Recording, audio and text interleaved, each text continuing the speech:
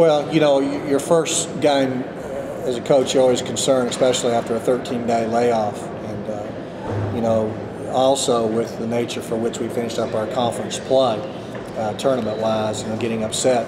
You worry about the psyche of your kids a little bit. But we had probably 6 of the best practices we've had all year in a row leading up to here. So I knew our kids were focused and locked in. But still, you never know how you're going to play the first round of the tournament.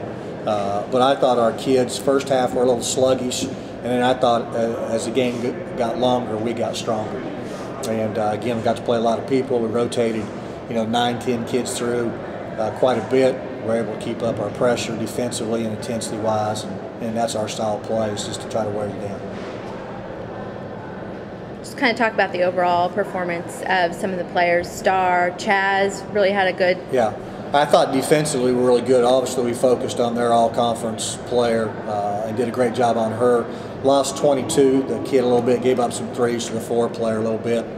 But other than that, I thought defensively, you know, we'll hold them to 19 points the second half and gave up 27 in the first. So I thought our kids were really locked in with our scouting report. I thought we knew what they were going to do. Our breakdowns weren't because we didn't know what was going on. Sometimes we just lost track of who we were guarding because, you know, when we sub as much as we do, sometimes that creates some chaos on our own end. But I thought our kids played really hard, played with a lot of energy, and I thought they showed a huge amount of composure. You know, we had only 12 turnovers and forced 29.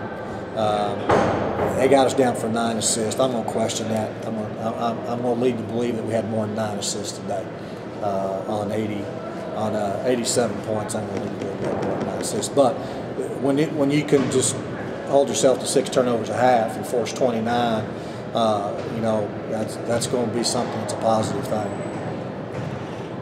This game, there was a lot of bodies hitting the floor. Yeah.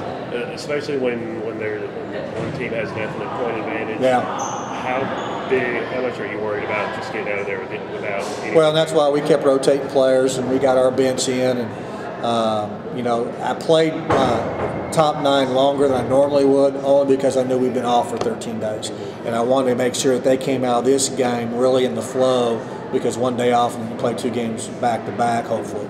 So I played them longer with the idea, not that we didn't need them in because the score was kind of taken care of, but they hadn't played much either. And so I didn't want to come in today and only play those kids 17, 18 minutes and still spend the first 10 minutes of the next game getting them back in the flow. So I let them go a little longer, and I think that'll pay off on Friday.